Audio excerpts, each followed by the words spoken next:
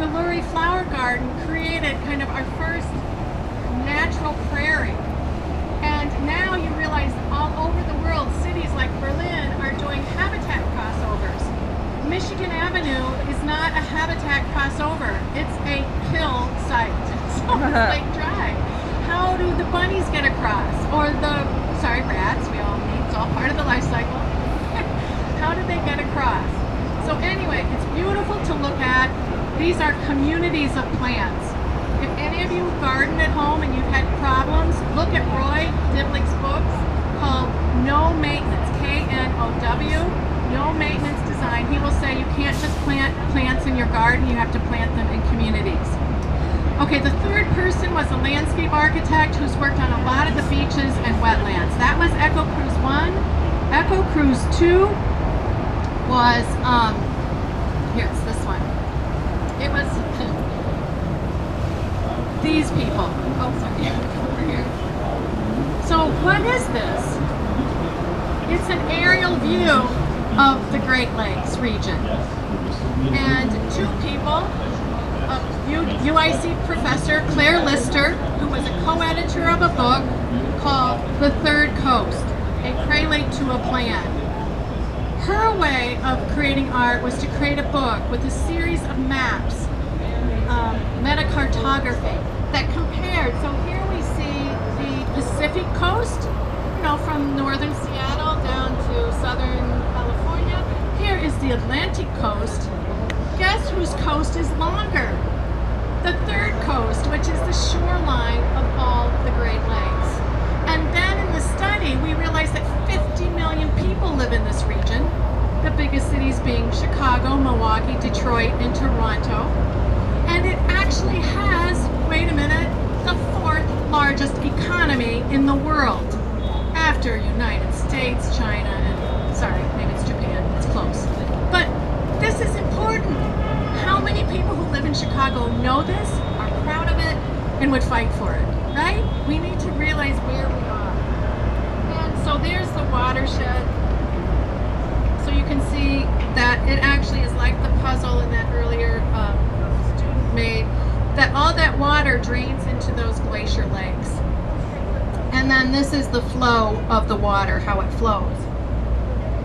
So actually, I thought when Michigan is high, it's high right now, that it was because of the rain. No, actually Superior has a dam up there and they release water when it gets too high for them. So that's why some of the homes in Michigan side are falling into the water. So it's all connected. You can't do something here that doesn't affect there. So here's another, let's see, no, that's what you say that for the third one. All right, the other person who was there, if you could help me turn this one around, and you may have seen this. They go together. This is Phil Enquist. He's partner and director of urban planning and design for Skidmore, Owings & Merrill. Oh, it's flipped. Thank you for your help. He mounted a big exhibit in conjunction with the Chicago Architectural Foundation. But anyway, he asked for the government of these 8 different states and 2 different countries to come together and create the Great Lakes Compact. That basically, we can't in Wisconsin make decisions about water that we don't make with Illinois, with Michigan, with Minnesota. This is really, really key. So I'm saying that, and already the new Foxconn plant in Wisconsin has already moved in, is going to build its factory and take water when we said it shouldn't be taken from private sources. So citizens, this is your water, and at some point you're going to have to sign petitions and stand up for it. And we're lucky. It's not like we're in Saudi Arabia or even in Phoenix or Tucson. It's over there, and it is clean, and we can drink it. Okay, the third Echo Cruise was with Josh Coles, Friends of the Chicago River, and program director here. Mark Hauser, ecological outreach manager who does all the workshops with Chicago Public School kids, and Maggie Jones, conservationist specialist. So what they talked about was what we inherited as citizens and what we have now. So the history of the river, there's the watershed, and we talked a lot about about the life that is here and is being supported. We also, many students at the Art Institute of Chicago, they study, they're creating a coloring book for children so that children will know the names. I know Friends of the Chicago River has a great native species of Chicago River. And we also are getting both college and Chicago Public School students as citizen scientists, collecting data with these everyday, easy to use light, sound, temperature, and decibel recorders. So we're going to map the whole city. This is a loud city right now. Did you hear this? Maybe you don't even hear me. Guess what? The fish right underneath here hear it 4 times faster. Remember the whales that came up in the ocean dying and we didn't know what it was? It wasn't red tide. It was the change of the shipping lines. So they heard the engines 4 days before the engines came, the whole time they were there, and the 4 days afterwards. If we, like I used to tell students, if I took all of you into that room in the Bridge Museum and put on the fire alarm and said, we can't leave for 8 days. They got depressed, stopped eating, and died. So we are now in something called the Anthropocene. It's the era where humans are like all of a sudden becoming aware of their impact on the earth and realizing that it's time for us to take responsibility. So the kind of water workshops that we give and the kind of art that can be done has this as subject matter now. All right, so in case you're interested, there are 2 more eco cruises. The next one is going to be on walking the river. And walking the river is going to be with Ross Barney, who is the designer of the river walk from here to Wolf Point. And she's going to talk about her concept of the marina, the beach, the splash pad, the jetty, and so on, and how it developed.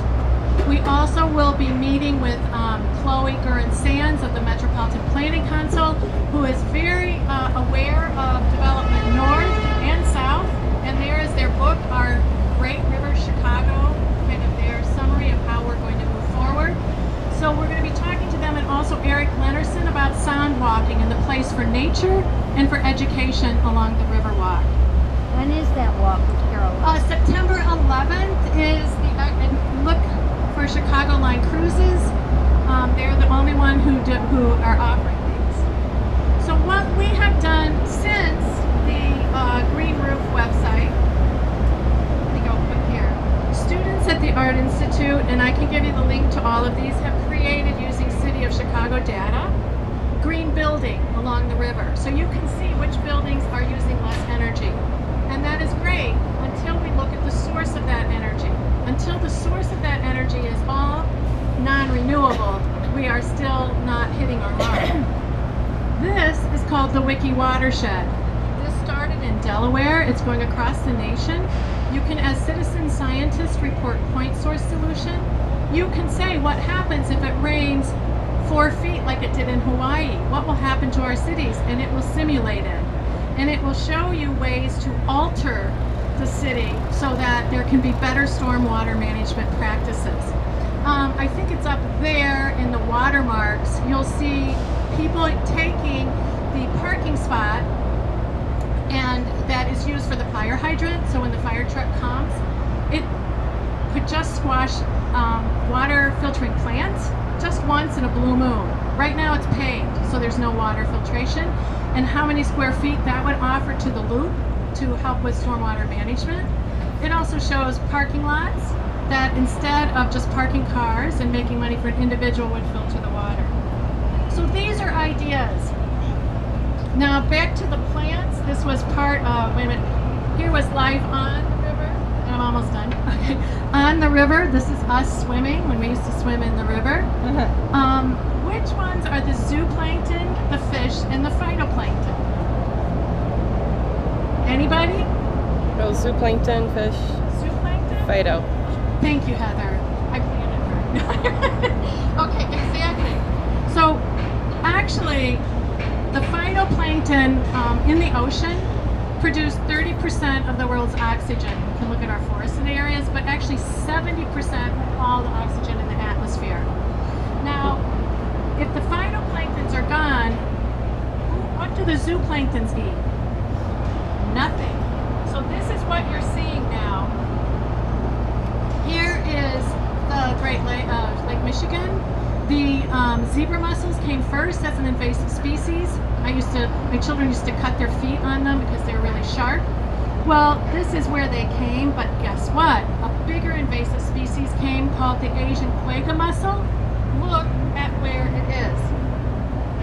This quagga mussel can take a glass of phytoplankton and clean it in 3 hours. And we're all trying to make fish, but we've got it now. The School of Freshwater Sciences in Milwaukee is trying to create food for those fish, sans phytoplankton. So it's connecting the dots. It's all there. Okay, so these are eco cruises that will help you and your family understand it and see how you can get involved and ask questions.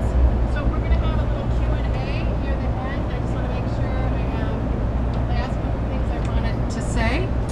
And I think I jumped around and I got all of them. So I can actually end with 2 things. On your chair was a little card called NEXT.cc, which is that. It's an online resource that won a Creative Achievement Award nationally this year. It's free. It has water journeys. It has nature journeys. It has architecture journeys. It combines learning about the built environment with the natural environment. It's used in 50 states and 200 countries. So in conclusion, Minikana is what the Indians said, water is life, it is, but water is life for all creatures great and small. So we need our art and our design and our science and our engineering to respect and steward it. And in our urban public places, our policies, and our politics.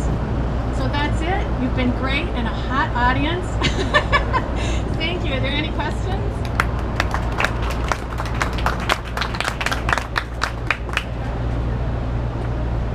Carolyn Artmars did parsnip. There's 3 of them.